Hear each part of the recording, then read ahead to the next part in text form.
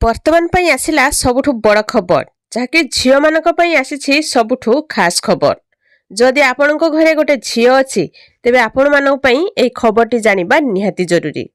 तेबे आपण वर्तमान ठारू सरकारଙ୍କର सुकन्या समृद्धि योजना रे आसिला सबुठु खास खबर। एई सुकन्या समृद्धि योजना रे विनियोग करी जहाँ झील मानक पई स्वतंत्र भावे प्रस्तुत होछि।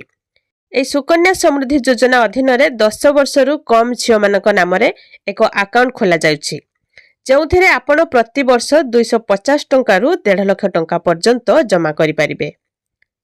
एई अकाउंट विषय रे सबुठारु विशेष कथा हेउछि जे एहा संपूर्ण विपदमुक्त एवं सर्वाधिक सुधहार हेउछि 8.2%। तेबे एई खाता खोलिबा परे आपणकु 15 वर्ष पई टंका जमा करिबाकू पड़िबो।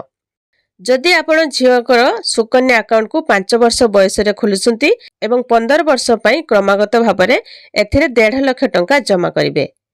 तापरे आपण को 21 वर्ष शेष हेबा परे प्राय 70 लाख टंका जमा पाइबे। तेबे आपणकर झील 21 वर्ष शेष हेबा परे प्राय 70 लाख टंका पाई परिबे। एई सरकारी योजना अधीन रे आपणकर टैक्स संचय करि परिबे। मोट उपरे एथिरे विनियोग करिबा परे आपणको झीलर शिक्षा एवं विवाह विषय रे चिंता करिबाकू पड़िबनी। जदि आपणको घरे झील अछंती ताहले आपण जदि सुकन्या समृद्धि योजना करि नांती तेबे एबे ही सुकन्या समृद्धि योजना करि नियंतु। आ सुकन्या समृद्धि योजना करिसंती कि नाही निहाती कमेंट करके कहंतु।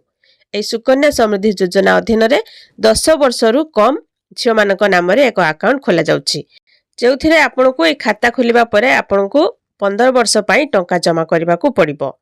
ए सुकन्या अकाउंट को 5 वर्ष बयस रे खोला जाई 15 वर्ष पई क्रमागत भाबरे एथिरे 1.5 लाख टंका जमा करिवे।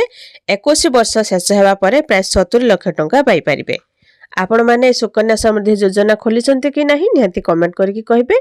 आ केउ जिल्लारू देखुछंती ताबे मध्ये कहिबे। वीडियो को लाइक करिवे, चैनल को सब्सक्राइब करी पाखरे आस्था बेल आइकन क्लिक कर देबे।